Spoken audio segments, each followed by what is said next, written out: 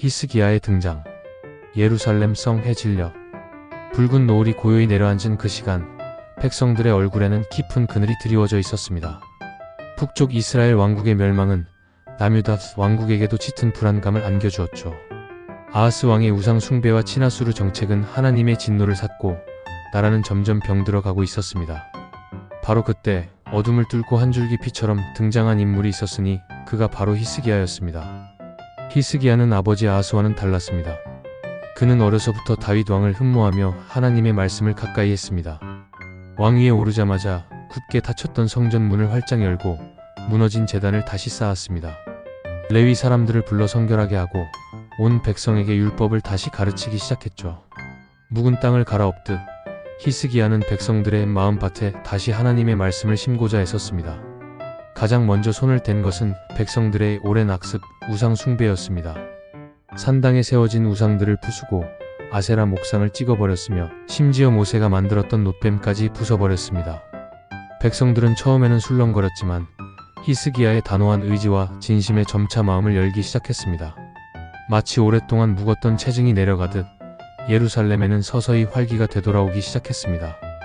히스기야의 개혁은 단순히 종교적인 영역에만 머물지 않았습니다. 그는 나라의 안보를 튼튼히 하기 위해 다방면으로 노력했습니다. 무너진 성벽을 보수하고 무기를 비축했으며 특히 백성들의 식수 문제를 해결하기 위해 거대한 지하수로를 건설했습니다. 험준한 바위산을 뚫어 기온 샘의 물을 성 안으로 끌어들이는 대역사는 백성들에게 희망을 불어넣는 웅장한 프로젝트였습니다.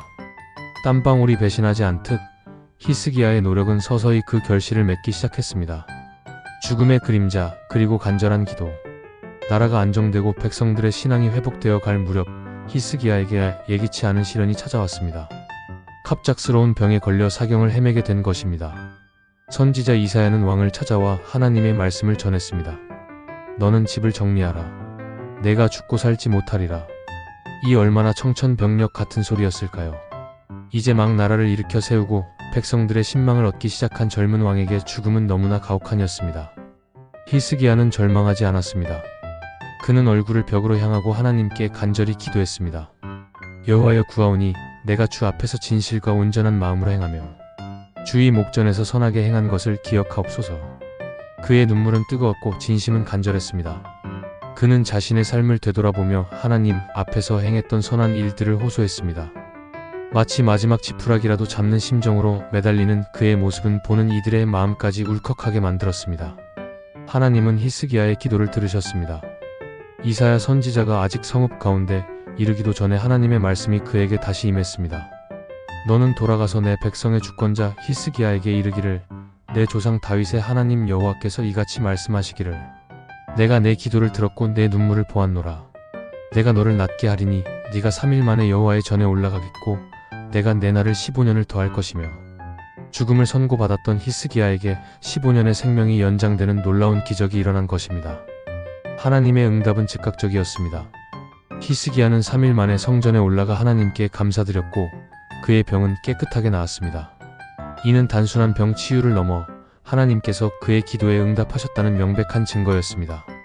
백성들은 이 놀라운 기적을 보며 다시 한번 하나님을 경외하고 히스기야 왕을 존경하게 되었습니다. 마치 메마른 땅에 단비가 내리듯 히스기야의 삶에 새로운 희망이 싹트기 시작했습니다. 교만과 실수, 그리고 아쉬운 마무리. 기적적인 생명 연장 이후 히스기야의 삶은 더욱 풍요로워졌습니다. 그는 하나님의 은혜에 감사하며 더욱 열심히 나라를 다스렸고 백성들은 평화로운 시대를 누렸습니다. 하지만 인간의 연약함은 때때로 예상치 못한 순간에 고개를 내밀곤 합니다. 어느 날 강대국 바벨론에서 사절단이 예루살렘을 방문했습니다. 히스기야는 그들을 따뜻하게 맞이하며 왕궁의 보물 창고와 무기고 그리고 나라의 모든 귀한 것들을 아낌없이 보여주었습니다. 아마도 그는 자신의 부와 권력을 과시하고 싶었는지도 모릅니다. 하지만 이 행동은 두고두고 후회할 결과를 낳았습니다. 이사야 선지자가 히스기야를 찾아와 물었습니다. 그들이 왕의 궁에서 무엇을 보았나이까? 히스기야는 솔직하게 대답했습니다. 내 궁에 있는 것을 다 보았습니다. 내 보물 창고에는 그들에게 보이지 아니한 것이 하나도 없습니다. 이 말을 들은 이사야는 깊은 탄식을 내뱉으며 하나님의 말씀을 전했습니다.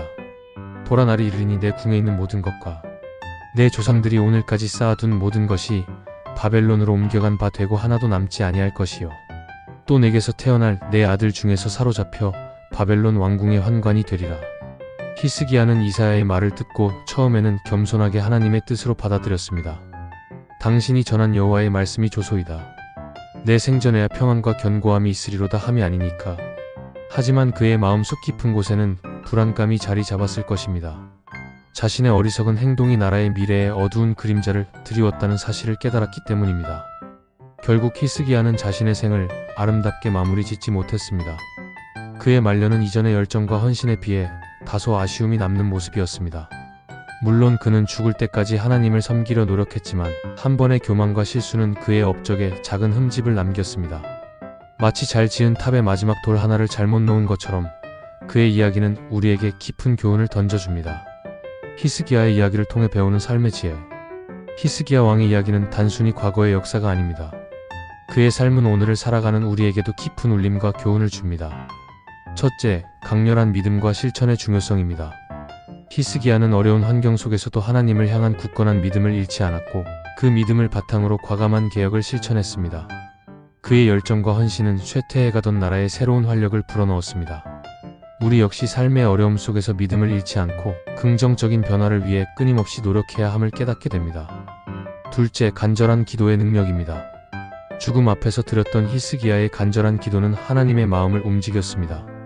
그의 이야기는 우리가 어떤 상황에 처하든 포기하지 않고 하나님께 매달릴 때 놀라운 응답을 경험할 수 있다는 희망을 불어넣어 줍니다.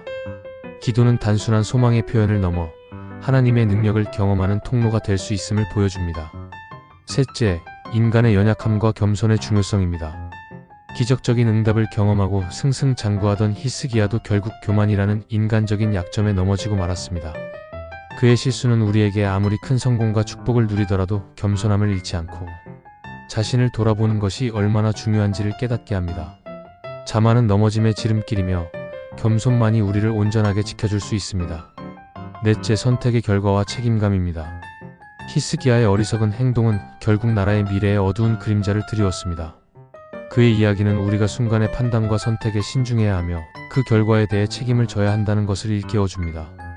우리의 삶은 끊임없는 선택의 연속이며 그 선택들이 모여 우리의 인생을 만들어갑니다. 히스기야 왕의 파란만장한 삶은 우리에게 다양한 감정과 깊은 생각거리를 던져줍니다.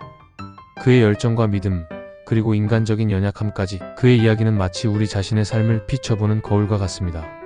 중장년의 삶의 연륜을 통해 그의 이야기를 되새기며 우리 또한 지혜로운 삶의 항해를 이어갈 수 있기를 바랍니다. 그의 이야기는 끝났지만 그가 남긴 교훈은 영원히 우리 마음속에 살아 숨쉴 것입니다.